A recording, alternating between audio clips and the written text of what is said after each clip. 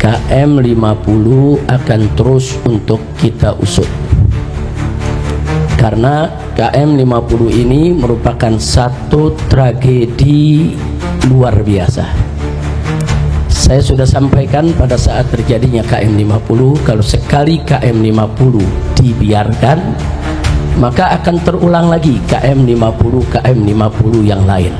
Kami tidak akan diam, KM 50 akan terus kami kejar, dan orang yang paling bertanggung jawab dalam peristiwa KM 50 adalah Jokowi. Sebelum terjadinya peristiwa KM 50, bagaimana Jokowi mengerahkan Kopsus, Komando Operasi Khusus ke Petamburan, lengkap dengan persenjataannya untuk nakut-nakuti saya dan keluarga. Itu sudah pengkondisian. Kemudian bagaimana seorang Pangdam Jaya sebelum kejadian menantang-nantang FPI di Monas dan mengancam-ngancam saya. Begitu juga bagaimana seorang Kapolri ketika itu, Idham Aziz, dengan Kapolda ketika itu luar biasa, mengancam dengan ancaman yang luar biasa sebelum terjadi peristiwa KM 50. Semua itu merupakan cipta kondisi, seolah-olah saya dan FPI adalah orang yang kelompok berbahaya, sehingga kalau ke depan dibunuh ya nggak apa-apa, namanya juga orang berbahaya.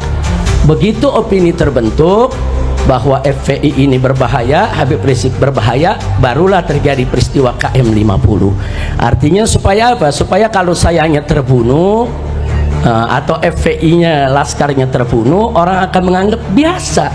Ini kan orang-orang keras, ini orang ekstrim, ini memang orang berbahaya. Jadi kita kondisi semacam ini sudah jadi drama sinetron yang sering dimainkan oleh rezim Jokowi. Assalamualaikum warahmatullahi wabarakatuh. Bismillah walhamdulillah wassalatu wassalamu ala rasulillah wa ala alihi wa sahbihi wa mawala.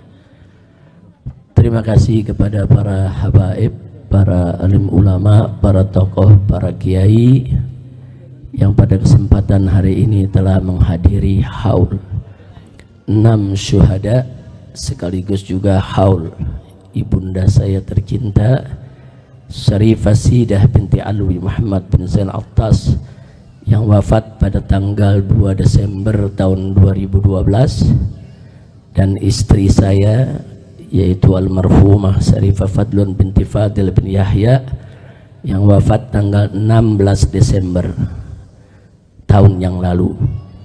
Jadi para syuhada maupun sahibul hol dari saya punya ibunda maupun istri, semuanya memang wafat pada bulan Desember. Karena itu pada hari ini kita lakukan haul, sekaligus mudah-mudahan diterima oleh Allah Subhanahu wa Ta'ala, karena memang yang paling membahagiakan orang-orang yang sudah meninggal dunia adalah tatkala mereka diziarahi dan didoakan. Kita semua kelak akan merasakan itu. Pada saat nanti kita sudah meninggal dunia, betapa senang ruh kita. Pada saat ada yang kirimkan doa kepada kita, ada yang ziarah ke kita, memberikan salam kepada kita, terus duduk berdoa, yaitu di pusara kita, itu akan menjadi hal yang sangat menyenangkan bagi alam arwah. Mudah-mudahan insyaallah kita yang telah menyenangkan para arwah pada kesempatan hari ini, yang tadi juga kita sudah doakan untuk orang-orang tua kita, keluarga kita, guru kita yang telah mendahului kita, kelak kita semua juga akan disenangkan oleh Allah Subhanahu wa Ta'ala. Kemudian terima kasih juga kepada para penceramah tadi yang sudah menyampaikan ceramahnya, baik tentang syuhada maupun lainnya. Apakah itu tadi yang disampaikan oleh Kiai Haji Ahmad Sobri Lubis yang luar biasa mendorong kita untuk selalu menancapkan niat agar mendapatkan mati syahid dari Allah Subhanahu wa Ta'ala. Begitu juga kawan-kawan, yaitu Dr. Badruddin Subki, Dr. Fikri Bareno, kemudian juga ada Dr. Fadilah tadi yang juga sudah menyampaikan, ada Profesor Dr. Egy Sujana yang juga semua sudah menyampaikan mauidhahnya, tausiahnya yang luar biasa. Tidak juga lupa Al-Habib Hamid, begitu juga Habib Zaki yang duduk di sebelah kanan dan kiri saya, yang bukan saja memberikan motivasi kepada segenap jamaah, tapi juga sekaligus mengikrarkan kembali semangat beliau-beliau untuk tetap istiqamah berjuang mencari ridha Allah dan Rasulullah sallallahu alaihi wasallam. Baik, tidak banyak yang saya mau sampaikan. Tolong dicatat baik-baik bahwa KM 50 tidak boleh kita lupakan. KM 50 akan terus untuk kita usut. Karena KM 50 ini merupakan satu tragedi luar biasa. Saya sudah sampaikan pada saat terjadinya KM 50, kalau sekali KM 50 dibiarkan, maka akan terulang lagi KM 50 yang lain. Nah, buktinya sekarang kita lihat berapa banyak orang-orang yang dibunuh oleh polisi. Nah, tapi kemudian begitu siaran pers disiarkan, orang tersebut katanya melawan, bawa senjata, polisi terpaksa. Nah, akhirnya yang terjadi persis seperti KM 50. Sudah korbannya diculik, disiksa, dibunuh, difitnah. Dan itu terus terulang sampai peristiwa terakhir di Semarang, seorang anak SMK begitu juga. Dia tidak tawuran dibilang tawuran, tidak bawa senjata dibilang bawa senjata, dipamerkan senjata dalam siaran persnya. Nah, jadi lagi-lagi terulang, lagi-lagi terulang. Jadi warga masyarakat dibunuh terus difitnah. Nah, ini nggak boleh dibiarkan. Ini kenapa bisa terjadi lagi? Itu tadi karena KM 50 dibiarkan, akhirnya mereka menganggap ke depan ini bunuh orang tuh gampang kok.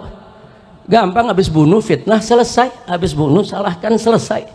Nah, sampai kapan ini akan terus terjadi dan ini akan terus terulang? Sampai peristiwa sebesar Kanjuruhan yang meninggal itu lebih dari 100 orang, tetap saja yang meninggal yang disalahkan. Nah, lagi-lagi mereka semua disalahkan. Jadi polisi seperti malaikat, nggak pernah salah. Nah, ini berbahaya sekali. Nah, maka itu sekali lagi kami tidak akan diam. KM 50 akan terus kami kejar, dan orang yang paling bertanggung jawab dalam peristiwa KM 50 adalah Jokowi.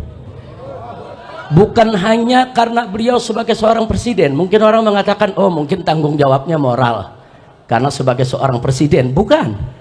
Tapi kita dapatkan indikasi-indikasi keterlibatan Jokowi langsung atau tidak langsung, itu bisa dibaca. Dan itu akan kita beberkan kalau pengadilan HAM-nya digelar, ya ikhwan.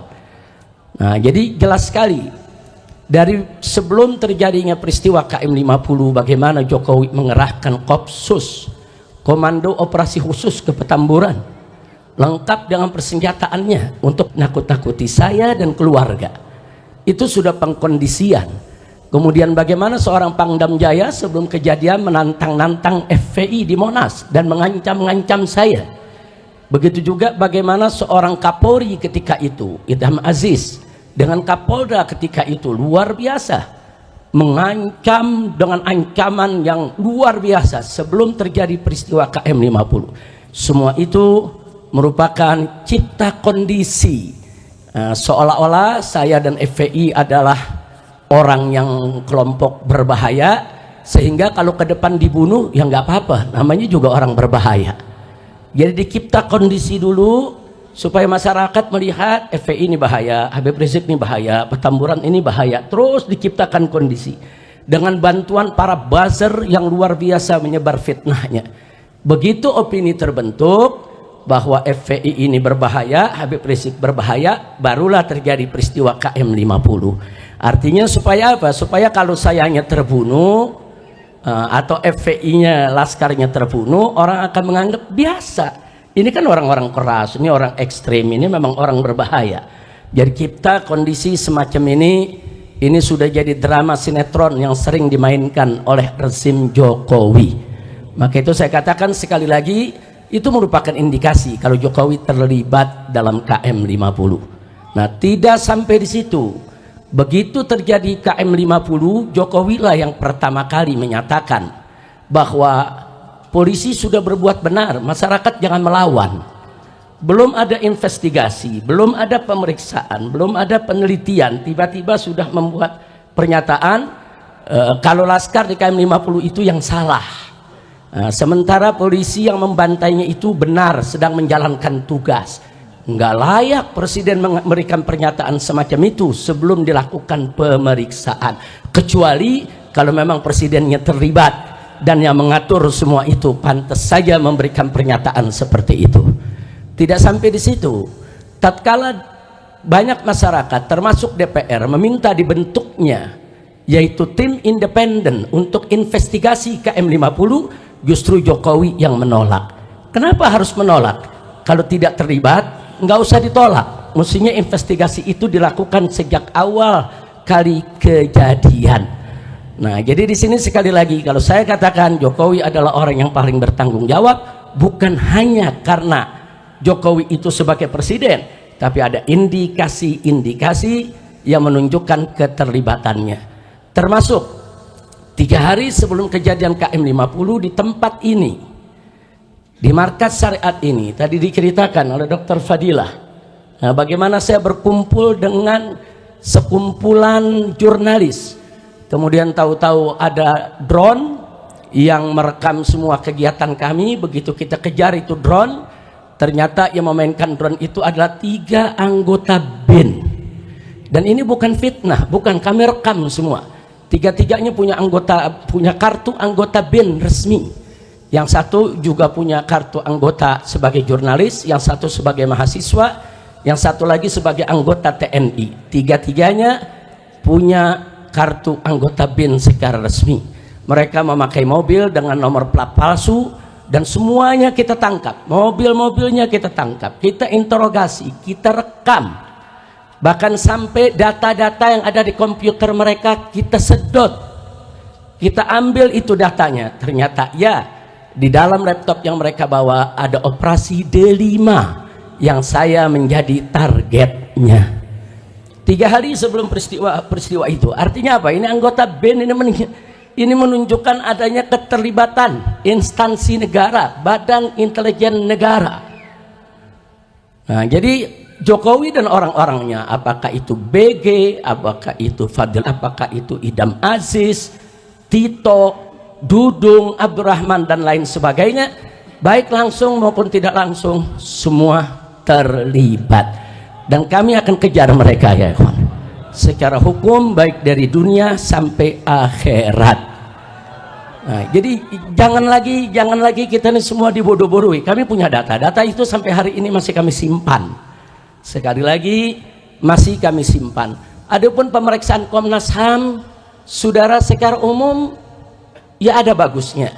Tapi lucunya semenjak Komnas HAM itu bekerja sampai hari ini, Komnas HAM tidak pernah menanyakan saya, memanggil saya, meminta keterangan dari saya, baik secara lisan maupun secara tulisan. Padahal peristiwa KM 50 target utamanya adalah saya. Jadi dari mulai Komnas HAM bekerja sampai hari ini, Komnas HAM tidak pernah menanyakan saya sepatah kata pun juga. Ada apa? Mestinya kalau Komnas HAM itu profesional, dia harus menanyakan. Justru target utamanya mesti ditanya, kenapa, ada apa. Nah, tapi ternyata sama sekali tidak. Nah, karena itu sekali lagi saya tidak ingin bicara panjang lebar di sini, tapi terlalu banyak nama-nama yang terlibat, saudara, dan semua kita catat. Ada 35 nama aparat yang kami catat, dari yang pangkatnya jenderal sampai yang pangkatnya di bawah. Semua kami catat orang-orang yang terlibat daripada peristiwa KM 50. Di sana kita lihat, saudara, ada Kombes Polisi TB Adi Hidayat, dulu menjabat sebagai Diskrimum Polda Metro Jaya. Ini yang memberikan surat tugas untuk terus menguntit saudara saya sekeluarga. Surat tugasnya resmi yang menandatangani orang ini. Orang ini sama sekali tidak dipecat, bahkan pangkatnya dinaikkan. Sekarang sudah dapat bintang. Nah, kemudian masih ada lagi AKBP Handik Zusen, baru 3 hari yang lalu pangkatnya juga dinaikkan di Polda Metro Jaya. Kemudian masih ada AKBP Widi Irawan, saudara. Ini yang diduga yang menjadi supir mobil Land Cruiser hitam. Masih ada AKBP Rulian Sauri. Ini yang diduga melakukan pemindahan jenazah daripada 6 laskar. Kemudian masih ada Ibda Muhammad Yusmin Ohorela. Ini yang diduga sebagai algojo eksekutor daripada KM 50. Masih ada Bribka Faisal Kasbi Alea. Ini juga termasuk eksekutor. Masih ada Bribka Adi Ismanto, masih ada Bribka Guntur Pamungkas, masih ada Bribtu Fikri Ramadan Tawainellah, dan lain sebagainya. Bahkan secara sistematis para buzzer digerakkan untuk membenarkan tindakan polisi dan menyalahkan daripada para syuhada KM 50. Bahkan ada buzzer yang kirim rangkaian bunga mengucapkan selamat kepada Polda Metro Jaya atas berhasilnya membunuh 6 laskar. Ini semua kita rekam dan semua kita catat. Nama-nama orangnya ada, saudara, foto-fotonya semua ada. Jadi kita tinggal tunggu waktu yang tepat untuk kita seret mereka semua ke pengadilan HAM. Nah, jadi sekali lagi saya tidak bisa bacakan semua nama-nama yang ada, tapi nama-nama tersebut tidak akan pernah kita lupakan. Dan alhamdulillah mobil yang dipakai oleh para syuhada ketika mereka ditembaki, mobilnya ada di depan sana, Anda udah lihat, dibangun museum. Di situ ada mobil yang digunakan oleh para laskar dan itu menjadi barang bukti. Jadi sengaja kita simpan sebagai barang bukti. Begitu nanti pengadilan HAM digelar, maka ini merupakan salah satu bukti barang yang harus ditunjukkan di pengadilan. Tidak sampai di situ. Kalau kita bicara novum, tadi sudah dibahas oleh Dr. Fadillah, perlu kita ketahui novum yang kita punya sebetulnya bukan hanya CCTV KM 50, tapi tidak jauh dari pintu tol Kerawang Timur ada sebuah hotel, yaitu Novotel.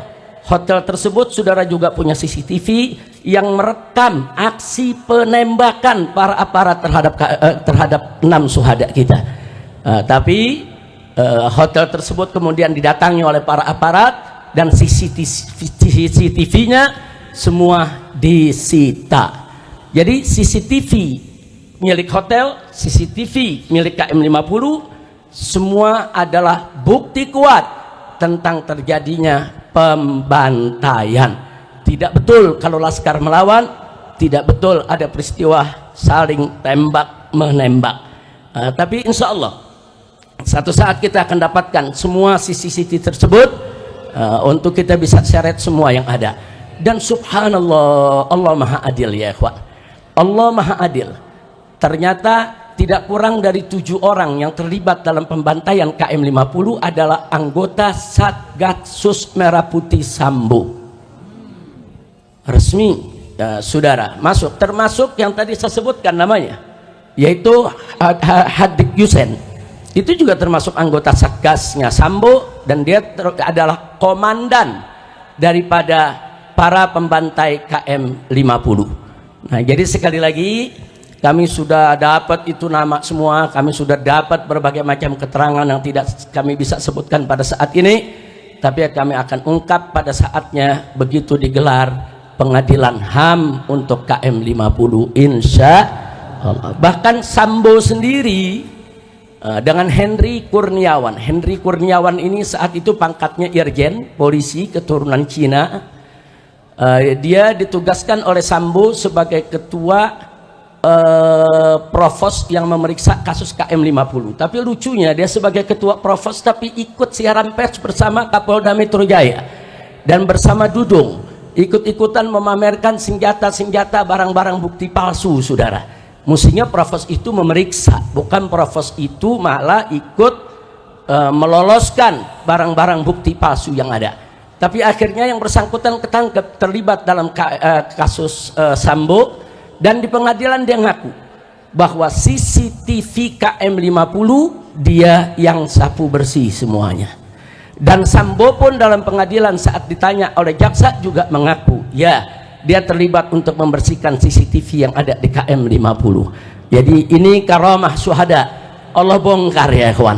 Sambo dan pasukannya yang terlibat, mereka pikir saudara mereka akan bisa bersembunyi selamanya, ternyata Allah ciptakan ada peristiwa bagaimana Sambo dan kawan-kawan membunuh yaitu salah satu daripada anggotanya, dan akhirnya di pengadilan semua terbongkar.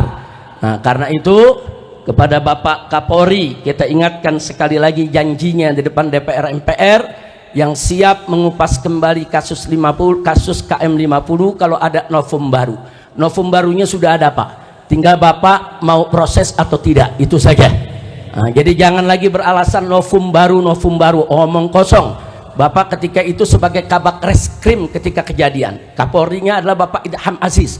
Bohong kalau Bapak tidak tahu CCTV 50 itu disingkirkan. Bohong kalau Kapolri itu tidak tahu kalau CCTV itu merupakan novum baru yang sampai hari ini belum pernah yaitu diajukan ke pengadilan.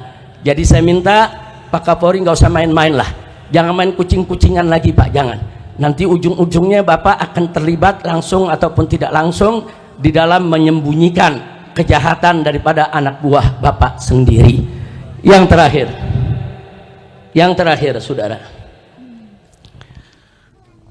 saya prihatin, saya sedih karena kabinet yang dibentuk oleh Bapak Presiden Prabowo saat ini masih bau anyir darah KM50. Karena orang-orang yang tadi saya sebutkan, saudara, sebagian ditarik ke kabinet yaitu Pak Prabowo. Kita bisa lihat BG dijadikan Menko Polkam, masih ada Pak Tito di sana, masih ada Dudung, saudara. Nah, kok bisa orang-orang yang bermasalah ini ditarik untuk duduk di kabinet? Padahal kita berharap Pak Prabowo ini punya kabinet yang bersih, yang profesional, yang hebat, yang kuat, yang bekerja demi bangsa, rakyat. Kita dukung. Tapi ternyata saudara, orang-orang bermasalah, orang-orang justru yang kita sedang kejar dimasukkan ke dalam kabinetnya. Maka itu kita minta dengan hormat kepada Bapak Prabowo agar semua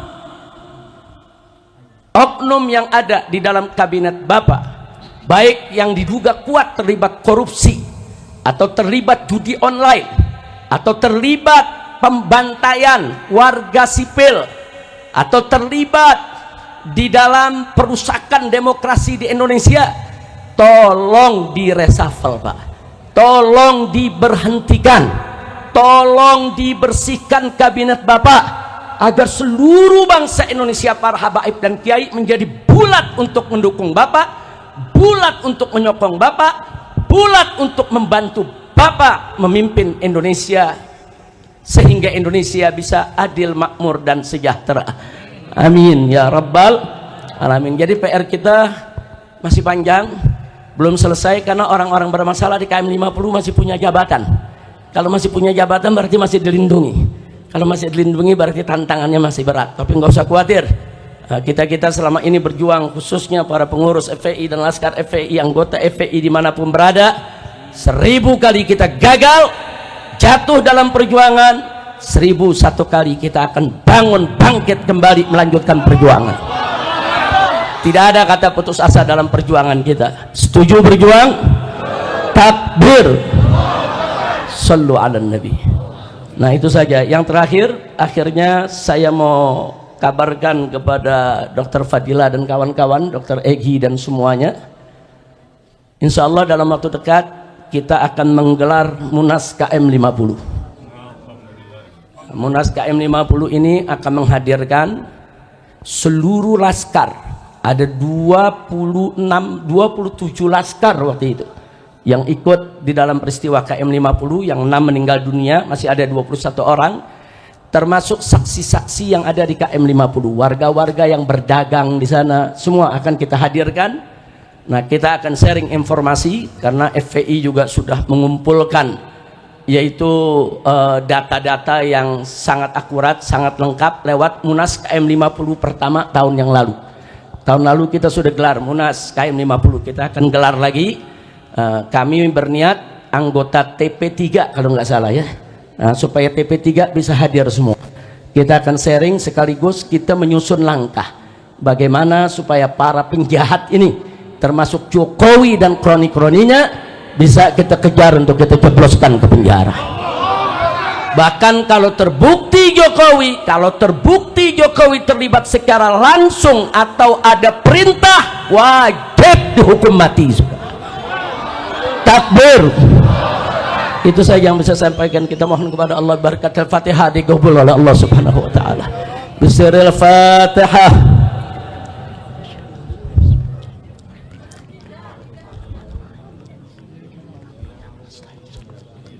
Siratal ladzina.